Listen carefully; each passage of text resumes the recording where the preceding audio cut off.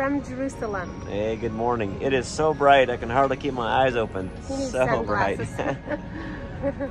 Oh yeah, what a beautiful day this morning. Today we're going to go to the Western Wall. And we are going to go to, I think, what's called the Temple Institute and a few other things. Yeah, it's just always been jam-packed. Yeah, that's what I was going to say. Very full schedule. It's amazing. You could never, you have to do a tour like this because we could never do all the things that you could do. Like, it wouldn't be financially feasible, plus to try to travel around, and it would be a disaster. I wouldn't even enjoy the trip if I'd have to book all the things by myself, you know, drive places. So it's really amazing, all the places that they've taken us. Yeah. And the experience that we've had here. It's been phenomenal. So yeah, and our heart is not just to be a tourist, but to actually love the people here. That's and right. Just bless them wherever we go, and because we truly do. We truly do love them. And tonight we're going to end the evening with a dinner with some friends, with some new friends, some people that have found us on YouTube. They've actually had traveled to Alaska, and they came and saw us in Alaska, and so they invited us to take us out to dinner while we're over here. We said okay, so we're going to be ending up the evening with that, so looking forward to that. A few amazing couples. We did. That through YouTube that wanted to take us out for coffee or something, and yeah, we had a good time with all of them. Been great. So anyways, follow along. We're excited to take you and see what the day brings. The large tower on top of Mount of Olives is a Russian church that commemorates Jesus' ascension to heaven. There are few places where they show the ascension, because it was from somewhere somewhere on the Mount of Olives. We don't know exactly where. So here we are going into where they commemorate the tomb of King David and the upper room, both. Not necessarily that it happened here, it's just this is where they commemorate it.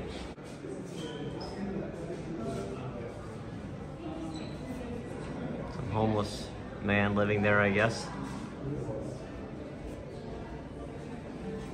Here I think they're having some rabbinical teaching or something in this little room, so let's check it out.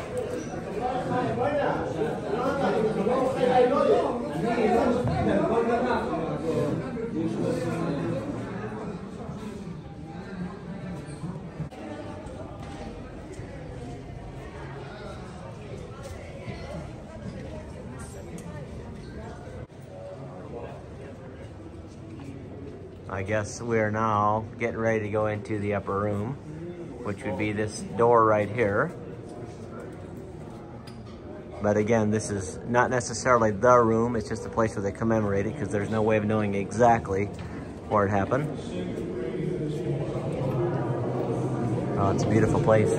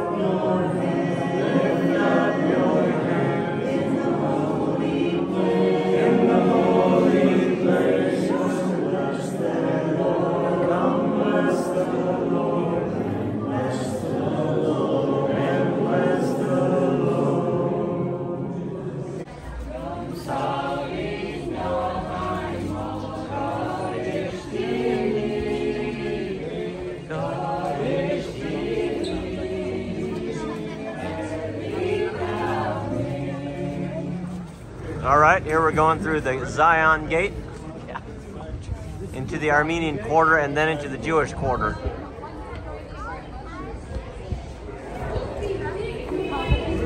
They're doing a bar mitzvah, looks like.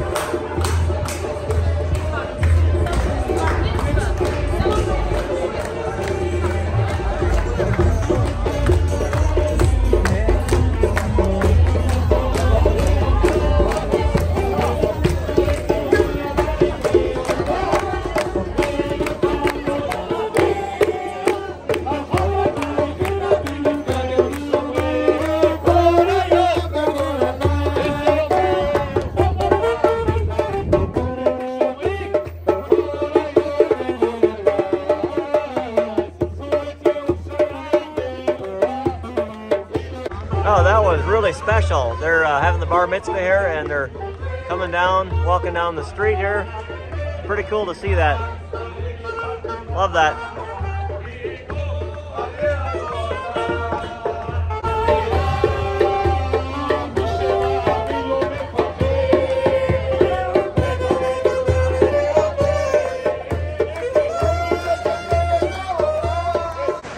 Look at that, it's raining here in Jerusalem. We went to a few shops, and what do we get? Some fresh mango and pomegranate juice and some baklava. Yep. So now Yeah. we've got to meet back at the menorah, and we're not sure how to get there, so we're just kind of walking in the general direction, and it's wet right now. Can you hear that thunder? So you can see this big menorah behind me, and that thing's got 69 pounds of pure gold in it. It's worth millions. Anyways, that's just an interesting fact. So we're here in the, I guess I honestly don't know what they call this, kind of the square. There's more thunder. But yeah, so we spent the morning, I can hardly remember where we go because we go to so many different places. It's just jam-packed. My mind's reeling of all the places, but went to the upper room, King David's tomb. We went to a place here where an Orthodox Jew spoke for a little bit to us. It was really interesting. I actually enjoyed it. We could ask him some questions. Very knowledgeable. Fantastic guys. So it's so neat to be here and hear, you know, how they feel and what they experienced here. So very, very cool, very interesting. And I believe right now, so then we had a little bit of time for lunch and shops, and Priscilla and I just walked through some back streets and found a couple things we actually found this juice that you saw, and there's more lightning or thunder, and yeah, it's raining. Anyway, so now we're gonna head to the western wall, I think, unless we change the plan because it's raining. Everybody's clearing out because of the rain, and I'm the only one here almost, which is kind of cool.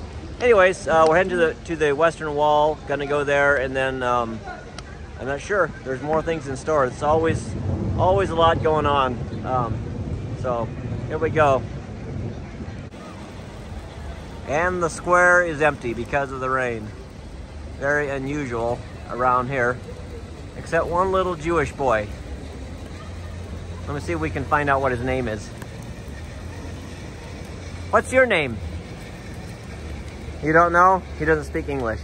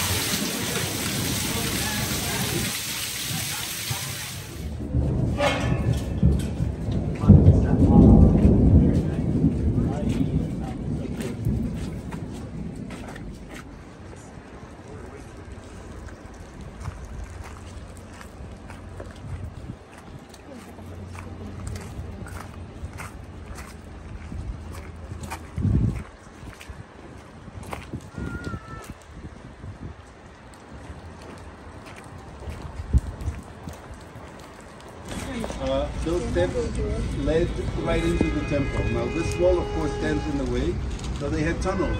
You can see the bridge, not the bridge, the gate at the corner of this building here. There was a gate here and the gate over there. There are 3 arches, you see them? Yes. So this is the continuation of the ascent. And we were in the pools of Siloam the other day, right? And I told you that there was a staircase that came all the way up to the temple. This is really the top. This is pretty amazing. These steps are actual steps that were here in Jesus' time. Jesus would have gone up these steps, and he would have gone over here to this corner, and there was a gate right there, and he would have gone in the gate, if I understand it correctly. As well as there are 3 arches right in the rock right there. See if I can zoom that up for you a little bit. Those 3 arches, I guess, were arches into the city as well. This is pretty amazing.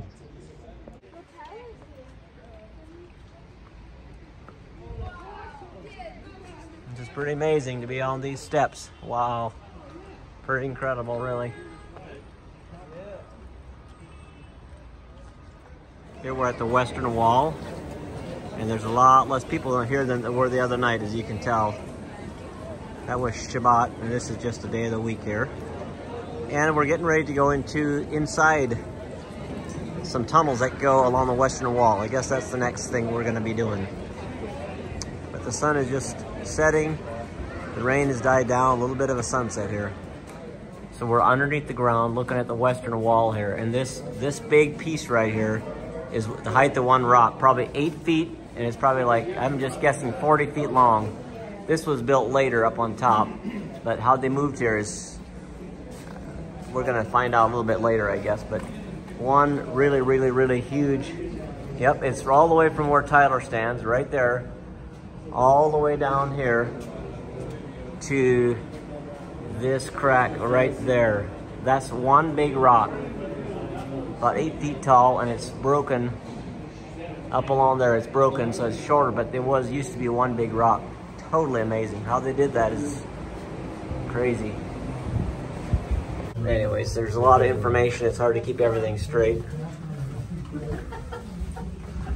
All you need to know is there's people that are claustrophobic down here right now, so we gotta keep moving.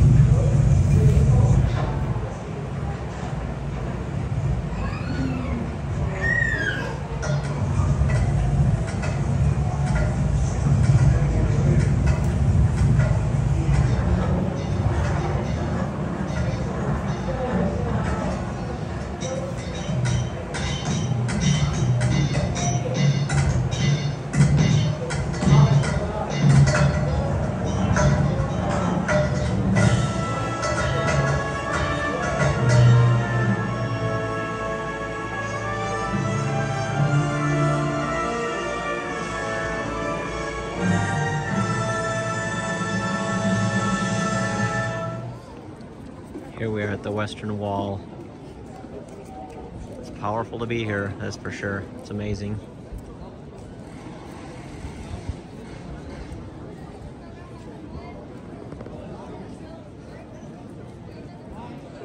Okay, we're having dinner with this amazing couple. And look at this food that they brought out for us. This is absolutely beyond intense. What did I just make you? You still don't know. You didn't taste it yet. Well, I can see that it looks amazing. So, yeah, really amazing. We're having an amazing time. It's incredible. So it's time to dig in. And here comes the dessert now. Look at that. Unbelievable. Chocolate souffle. Yep. This is called baklava right here. What's that? Chocolate souffle. Okay, chocolate souffle, ice cream, and tea. So, come show me. So this should make you come to Israel. We have very good food and we have very good friends and hospitality. There you go. That's right. So this is the last morning here in Jerusalem. Tonight, after midnight, we're gonna fly out of Tel Aviv. But we have a full day today of doing stuff and having dinner together, and then we're gonna go to the airport. Okay, so today, this is like gonna be really, really fun for me. We're here at Mount Scopus, and we are going to do some sifting for this archaeological project. So here, we have a bucket just full of random, like, stuff, right? So we're gonna dump it out. Go ahead, babe. Spray it out.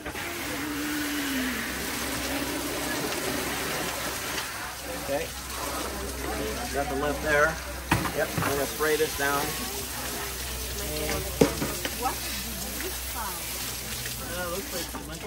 Maybe I'll spray it. We're gonna see if we can find some bone or pottery or something like that. A bone. Is that a bone? That's a bone. Okay. Is this It's an okay, here's something. Look at this. Someone made it something. It's like pottery. You see human. Look at that. Both found some pottery. Oh, here's something. Here's like here's marble, granite. Check it out. There's granite right there. Go smooth on one side. Oh, here's a bone. Here's a bone. Little piece of bone. Oh man, what's this? This is like a carved. I don't know what that is. I'll have to ask them. Definitely something. Look at this big piece. Here's a big piece of something.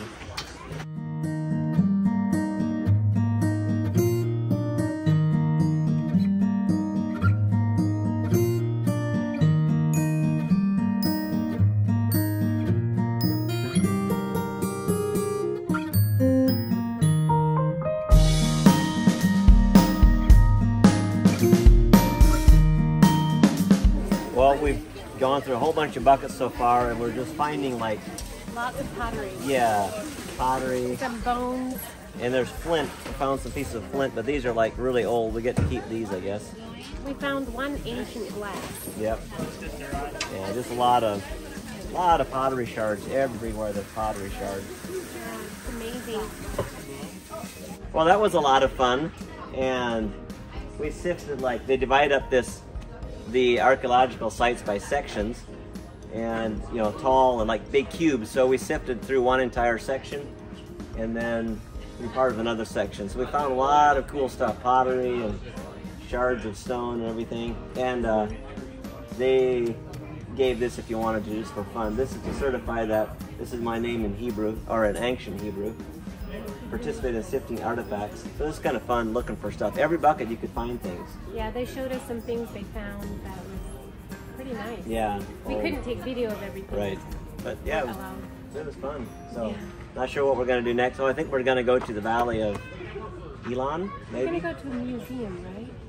sometime today as well. Yeah, it's like it sounds like it's interesting. But the valley that we're going to go to is where David slew Goliath. So Oh, yeah. we're looking forward to that, seeing that. A lot of fun. Last day in Jerusalem, last day in Israel. Yeah.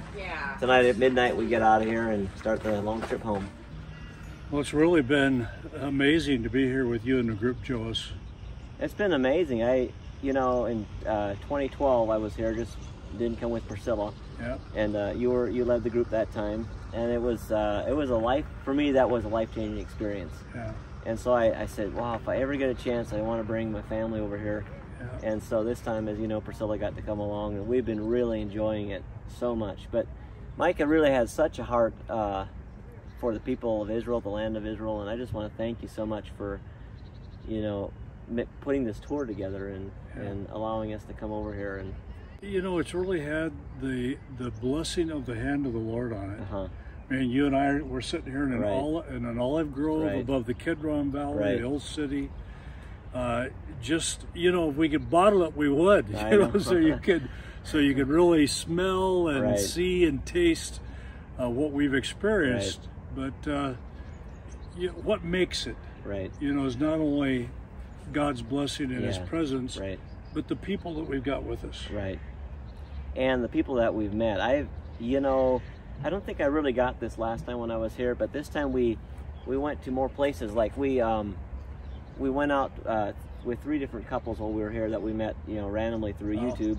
And I got to, sit in the restaurant with the local people, and we got to the shop that we visited yesterday, the Jew we spoke to. I just so appreciated his heart for the people. We have this, probably every people group does this, but we have this thing growing up. We think a certain sect of people is this way or that way. You create things in your mind, and you come here to the land, and you realize it's not the truth. Yeah. You know, it's the things that you see in the media, the things that your rose-colored glasses that you wore, Yeah. you know, as you see through. And these are wonderful people just like you and I, and their desire is for the Lord. Yeah. And first and foremost, I want to recognize that. And to raise their families, Right. and to live in peace. Right. You know, it's really an incredible, deep land, Right. and I marvel at the fact that we rarely get the truth from the media. Right. In America, Right. at least, Yeah, at least my right, experience right, is that. Exactly. And yet, this little slice of real estate has been gnawed and chewed and Right. struggled over for millennia. Right. And it's easy for us, you know, I've been coming here for many years, Mm-hmm. since 1985, and it's easy for us as Americans or Canadians, for that matter, to come here and have those preconceived ideas Right. that have been shaped by what other people say. Right. But once you get your shoe leather here on the ground, it really transforms That's your right, perspective. Right. Why don't you share just a minute why this is not just a regular tour? So, Yeah. I mean, if you want to just come to Israel, go to this site, go to that site, there's many tours for that. But, That's right. but tell me why this is different. Well, What your heart is in it. yeah, I met Amir Orley in 1998. And that's where we forged our friendship and working together for many years, bringing groups here and also bringing Amir to America. And we do lecture tours, Right. building bridges between Christians and Jews.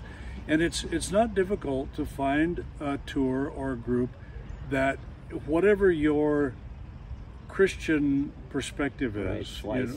you know, your slice, you can come here and have that same experience. Right.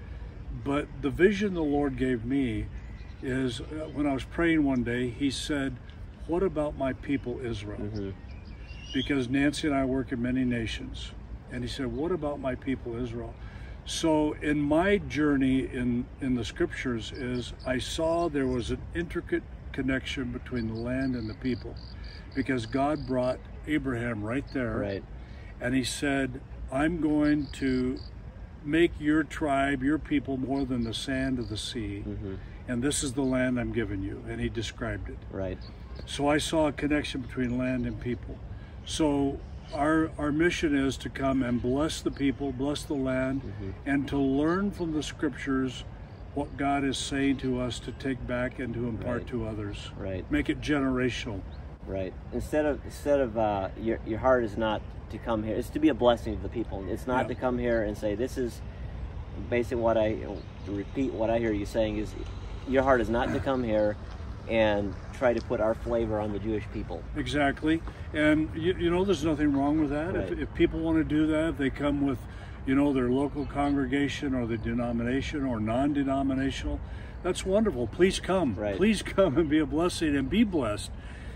But God says to us in Genesis 12, through our father of faith, Abraham, in our Messiah, Jesus, "I bless you to be a blessing." Mm-hmm. You're blessed to Right. be a blessing. Right. Yeah, and you know what's remarkable about this is, where in the world could I have, by my own strength or energy, put together these 25 years of solid bringing groups here to experience Israel and to bless and be blessed, but with an Amish bishop or an Amish Anabaptist community that spans many states in the U.S., provinces in Canada, countries in Central America and Europe, Right. with a fourth generation Israeli who's called a Right. sabra. By the way, a sabra is it's a cactus. Okay. So people in Israel who are born here, Israelis, they refer to them as sabras. They're Okay. juicy and sweet on the inside and can be prickly on the outside. Right. So Amir Orley Right. has just been a gift, and Right. Ben and Lloyd and you and others that have come have just added to the texture, the flavor, and the blessing to the land. Right. So you can see it's been a wonderful experience, and maybe you guys want to experience this someday. So we invite you to really pray about this and think about it. Maybe be a blessing. Maybe come over and do this as well. And there's, I think we'll provide information probably in the description box how you might be able to do this if you really had heart to do this sometime. So thank you for watching, and on to the next thing. It's been so full, so jam-packed. It's hard. It's like an overload almost. But, it is. But it's just so great to experience everything and be among the people and the land. Yeah. Thank you, Joas. Thank you. Appreciate it, Micah. Yeah. Here we're at the next thing. This is Friends of Zion. And we're going to see what it's all about. Friends of Zion Museum. Very interesting place. Such an amazing high-tech.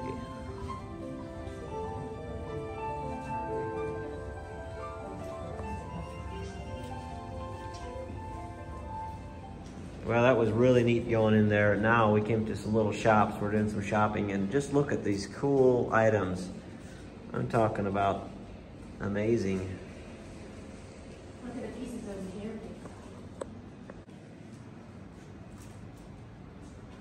That is phenomenal. Wow. This is cool. I'm gonna have to do one of these, babe. That looks so cool. Very nice.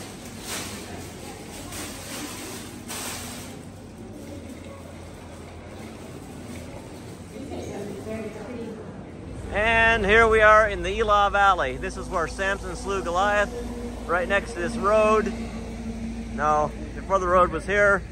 So we don't know exactly where it happened, but somewhere between these mountains here, according to the Bible. So we stopped here and we're gonna see if we can find a couple smooth stones like David would have used here in the riverbed. Oh wow, look at this big prickly pear cactus with prickly pear fruit on top. Oh, I would love to have some of that. But I can't get to it, it's too prickly. Wow. All right, so let's give a little bit of a background about where we are and what we are. We are a biblical nature reserve. So we are here for you to understand the Bible, really understand the Bible. Because what is the main language of the Bible? Hebrew, and then you read it translated into English, but what is the context of it? Where does it all take place? The land. Land, the nature, the ground, the agriculture, the daily way of life. Okay, we're here at a 2,000-year-old well. And this is actually a cistern. But this is a cistern that was in use 2,000 years ago, and it still works. So we're here at this biblical nature preserve, as you know now, and their goal here was to create a place that was like back, same as, back in the Bible times. So that's what you see here. We just saw the camels running by. They're actually rounding them up for the night. And these are the first greens of the early rains here. And these flowers right here are the first flowers to come up after the rains. Here is an old watering trough or something of the kind that was hewn out of a rock. There's a hole they would tie their animals to. It goes all the way through right there. And it looks to me like they cut this part out so the animal would stand there while they fed or watered it. That's pretty amazing. Pretty cool. And the important thing about what we do here in our biblical nature reserve is we plant biblical trees. We plant the trees that were here originally because they are most suited to the environment. So an example of the tree we're going to be planting today, this is an oak tree. We grow these oak trees here from acorns from the reserve. This is an oak tree alone. We pray for rain and abundance and life, strong roots and trunk and beauty. We got cherries in parts of Israel, but not in this area. Memory of my mother who went to the Lord in August of 2020. And loves Israel. And loved Israel. Yeah, so we're planting this tree in honor of 2 children that we lost, miscarriages, but we believe we're going to see them in heaven, Kelly and Haven. So we're going to plant this tree together in honor of that, this oak tree.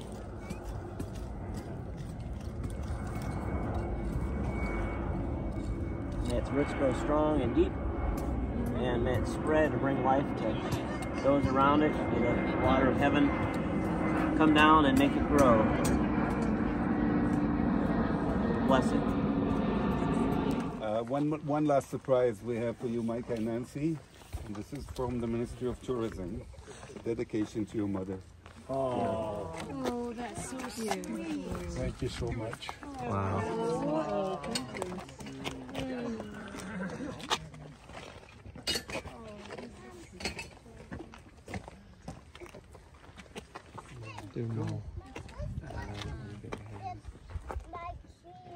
By the way, this is the closest thing to a ceremony that we had because Mom passed away during COVID, and the last few months of her life, we could only visit her through a window.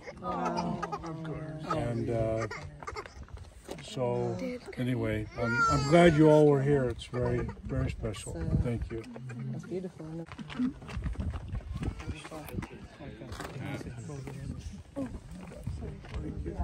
Very special.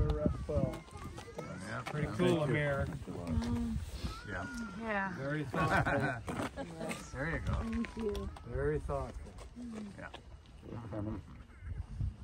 You know, she was, in a way, my mother too. She always said that she has two sons. She had more, but two sons, she meant Mike and I. One is a pastor and the other is a rabbi. Oh, yeah, well, hey, that's good. So we're having one more farewell dinner. Everybody's here, and we're having an amazing, amazing dinner. They're bringing out all kinds of Israeli food. I don't even know. We ate most of it now, so Incredible. it's really, really good. This is kind of doesn't look too Israeli to me, but we've been having a lot of salmon since we've been over here. It's more like Alaska, but whatever. It's pretty good. Yeah, good evening here. A few hours, we'll head for the airport. I've heard several people say or refer to this as the Last Supper. Please let me disagree. It's not the Last Supper. I hope we have many more together. Yes. Especially for this good. Yeah. Benjamin asked me if this was hard for me. And I like hard work. I say no. When I travel with my family, it's no work. We have a little something to share with you as a group. You know, my wife Barbara, she's an artist. A month before we came out here, I told her we were coming out here. Boy, I'd like to have something for Amir. What do you want? He didn't. She made a painting, and in this painting is a covered bridge. Where she grew up in the hills of Pennsylvania is are many old covered old bridges. So Emily, I think you got it there. Wow. You know I cry easy.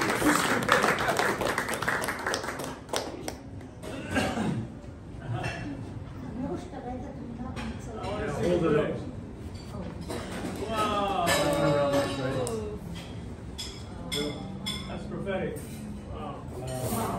Well, I think there is nothing more symbolic than a bridge Bridge, yeah. in this team. That's really special. What does it say on the back of the picture? Beloved Jewish brother. Rami Orly, our beloved Jewish brother. Well, you know, it's not like me to be speechless while I'm speaking. We know that. Well, anyway, I believe this bridge is prophetically a bridge between the Anabaptists and the Jews. Yeah. So I think the Lord gave me a word that describes what I feel or think or believe about you as a group. Is that you are a mosaic of God's handiwork. Wow. A mosaic. You know, I look at all of your faces. I've watched you the last couple of weeks, and you're exceptional people. Not because you are Christians, but because you are image bearers of the Creator. And as you've already heard and has been said, we couldn't be more different in so many ways. Between a fourth generation Israeli Sabra, you know, a farm boy born in Eastern Oregon and raised in Southern Idaho, and an Amish bishop, and to create such a marvelous mosaic is beyond description. Wow. It's beyond description. And for this Sabra, this brother, I'm not an artist. I couldn't paint you a picture. But I did write you a poem. Wow. And I want to share it with everybody. In '98, near Zion's Gate, I stepped in a surprise of God. Well, it wasn't by luck or celebrity seers that I met this guy whose name is Amir. His brain power is boundless, and his love shadow a giant, covering the Negev and Gedi and Keldan. Why, he even led the Dalai Lama and Bill Shatner, of whom my wife is a curious fan. But wait just a moment, it wasn't Amir's famed client list that drew us together, but the mysterious guidance of God's master plan. Amir has more talents than I dare to list. His laugh, his smile, his wit, and his generous embrace is without equal among all of Keshet's race. He stands head and shoulders, in my humble sight, above all of the guides from Masada to Mount Hermon's heights. Amir is a nickname, if you ask me now, for he's really a miracle of God's chosen crowd. His last name describes his heart in his hands. He's a luminary to many who come from foreign lands. A bridge builder, a peacemaker, and a generous friend. Is this man Amir Orley, our brother to the end?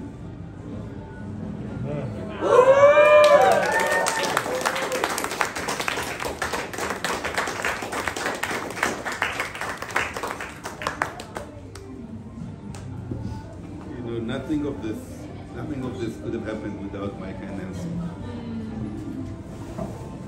I'd like to just take this moment to honor Mike and Nancy, because we wouldn't be here without them either. Mike and Nancy.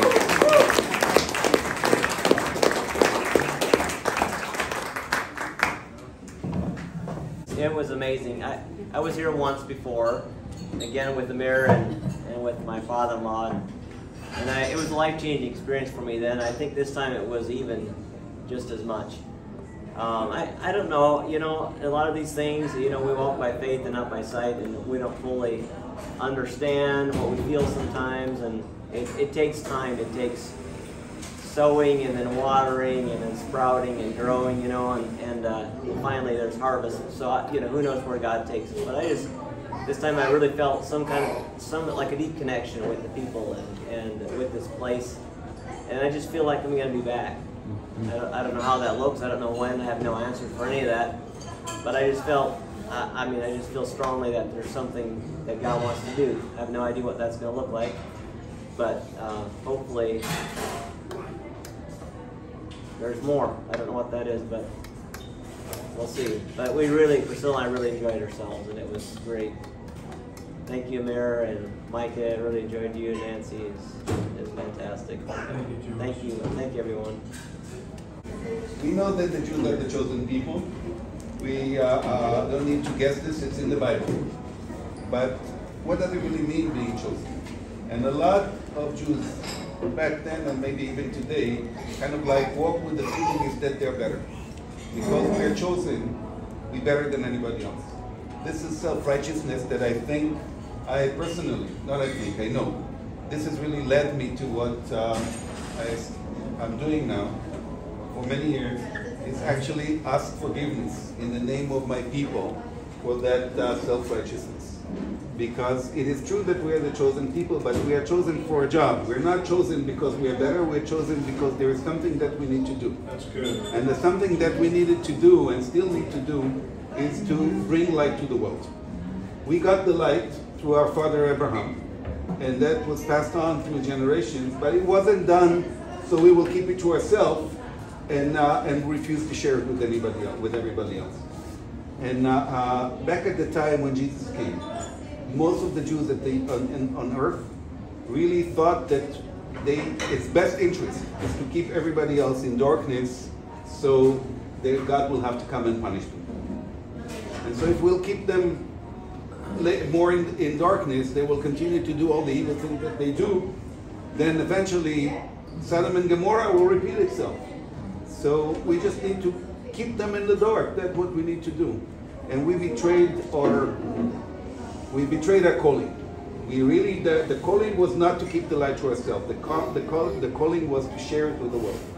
And if it wasn't for Jesus and the disciples, and I spoke more than once about Peter and Paul that carried the light to your countries, you probably would have still been in darkness because my people would not share the light with you. So if anything else, I feel responsible. I feel responsible for, bringing, I should not say bringing the love of God to you, because God loves you so much. And many times even more than he loved the Jews now.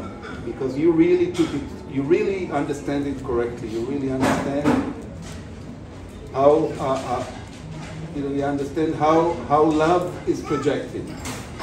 And so there is nothing else that I can say except of really, the first time that Ben met me, he went on his knees and asked for forgiveness for his people to what he did not do to my people, or what he did to my people.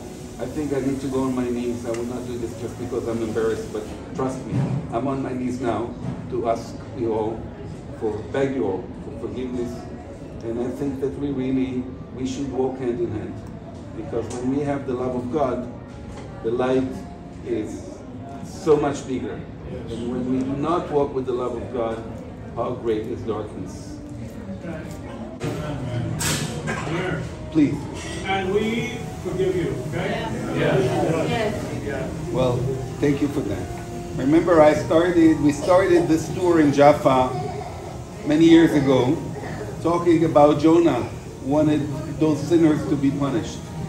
And that had been so many years the theme of our people against everybody else. And I think we really need to start to see things differently. This self-righteousness is what I believe has brought so many troubles upon the Jews, because we are not doing what we're not calling. We're not stand up to our calling, and it's kind of like looking the other way from God, from what God expects us to do. So I'll continue to do what I do, because I think this is the right thing. And as my father says, let's get coffee. We're gonna miss you so much.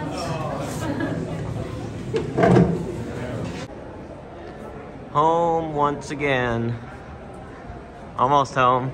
Yep, back in U.S. soil. Now we're in San Francisco. We've got to get through border, U.S. Customs. What's happening, babe? Well, we just left the airport because we have like a 5-hour layover or something, and We were determined to walk to the beach, but I think it's too far. But we think it's too far, not just me. Google Maps said it was like 2.5 miles, and it probably was like 8 miles. So we walked for a while.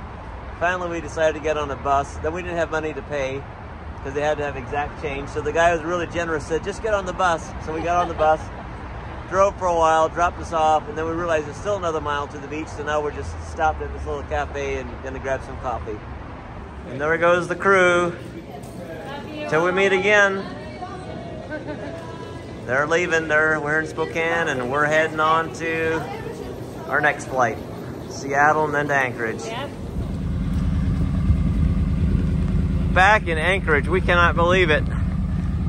When we left, we got this big boo-boo on the side of the car, still there, and our lights wouldn't go out, so we figured the battery would be dead, but they're not, and it's cold out. We have to get our blood accustomed to this situation again. Oh my goodness, all this. Yep, nerds. Our nerds. Oh my goodness.